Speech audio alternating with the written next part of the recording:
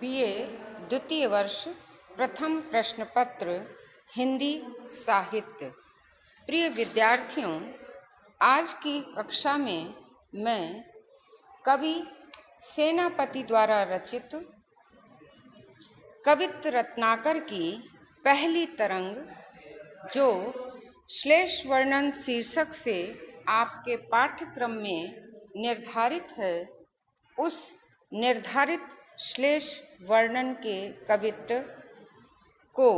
की व्याख्या करने जा रही हूँ,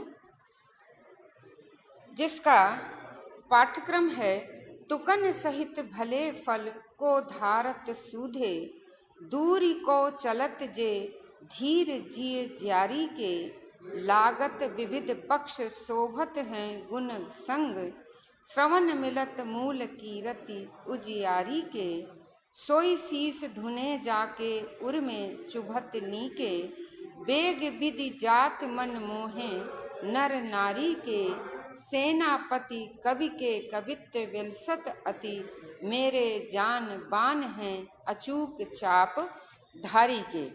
प्रिय विद्यार्थियों, जैसा कि आपको शीर्षक से ही विदित है कि प्रस्तुत अंश में कवि ने श्लेष अलंकार का प्रयोग करते हुए प्रस्तुत कवित्त में दो अर्थों के से युक्त अपनी बात कही है। पहली बात या पहला जो कवित्त का पक्ष है वो कविता के अर्थ में है, और वहीं दूसरा अर्थ बाण के पक्ष में है। तो मैं सर्वप्रथम पहले अर्थ को यहाँ पर स्पष्ट करती हूँ, और जो श्लेष अलंकार के सूचक शब्द हैं वो हैं, पहला है तुक, जिसका अर्थ है अंत्यानुप्रास, और इसी का दूसरा अर्थ है घुंडी, जो तीर के अग्रभाग पर लगी होती है। दूसरा ज्यारी, ज्यारी का अर्थ है पक्ष, और ज्यारी का अर्थ है साहस, पक्ष काव्य में वर्णित वस्तु, और दूसरा इसका अर्थ है तीर में लगा हुआ फल। तीसरा जो श्लेष अलंकार के निर्माण में सहायक शब्द है प्रस्तुत कवित्त में, वह है काव्य के गुण। और जैसा कि आप जानते हैं, हमारे साहित्य शास्त्रियों ने काव्य के 3 गुण बतलाए हैं, माधुर्य, ओज और प्रसाद। और दूसरा जो गुण का अर्थ है वो है डोरी, अर्थात धनुष की प्रत्यंचा। अब प्रस्तुत कवित्त के अर्थ की ओर बढ़ते हुए कवि सेनापति कहते हैं कि कवि के कवित्त अत्यंत शोभा पाते हैं।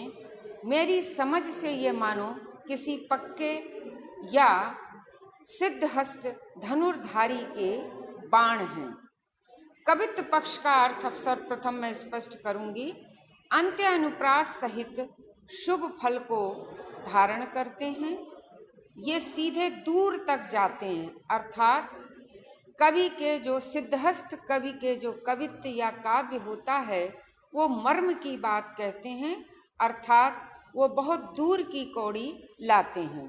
जो धीर व्यक्तियों के हृदय के साहस हैं, जिन्हें कंठस्थ करने से विद्वानों को बड़ा धैर्य रहता है। कवित्तों में विभिन्न पक्ष लगते हैं, अर्थात उन कवित्तों के विभिन्न अर्थ लगते हैं। श्लिष्ट कवित्तों के दोनों पक्षों का अर्थ निकलता चला जाता है। गुणों सहित शोभित हैं, कानों से मिलते ही वास्तविक कीर्ति प्रकाशित करने वाले हैं, अर्थात कवित्व को सुनते ही उनका वास्तविक अर्थ या वास्तविक महत्व स्पष्ट हो जाता है। जिनके हृदय में भली प्रकार चुभ जाते हैं, जो उनके अर्थ को समझ जाता है, वो हर्ष से अर्थात खुशी से अपना सिर धुनता है, अर्थात वे शीघ्र ही उसके ऊपर अपने अर्थ का असर दिखाई देने लगता है। उनमें प्रसाद गुण विशेष रूप से है, ये स्त्री पुरुष सभी को मोहित करते हैं। इस तरह प्रस्तुत कवित्व में कवि ने कवित्व के पक्ष में अर्थ को निर्देशित किया है या उसकी संरचना की है। दूसरा अर्थ जो श्लेष वर्णन के अंतर्गत प्रस्तुत कवित्व का लगाया जाता है वो है बाण पक्ष में। कवि सेनापति जी कहते हैं कि तुकों के सहित उत्तम गांसी अर्थात फल को धारण करते हैं जो सीधे दूर तक जाते हैं अर्थात अपने लक्ष्य को जा पहुँचते हैं। धीर व्यक्ति के हृदय के साहस हैं अर्थात धीर व्यक्ति ही ऐसे बाणों के रहने से हृदय की दृढ़ता रख पाते हैं।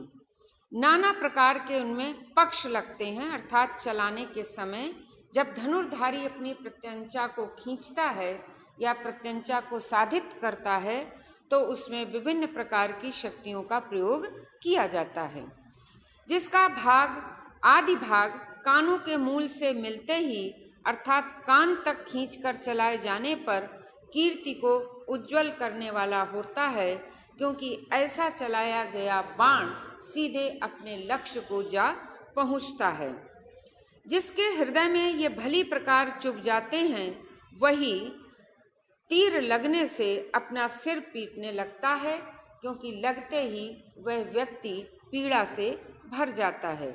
ये तुरंत ही चुभ जाते हैं, वे चाहे स्त्री हों अथवा पुरुष लगते हैं अर्थात जिस किसी के भी ये लगते हैं वे मन को मोहित कर देते हैं अर्थात ऐसे व्यक्ति बेहोश हो जाते हैं या चेतना रहित हो जाते हैं।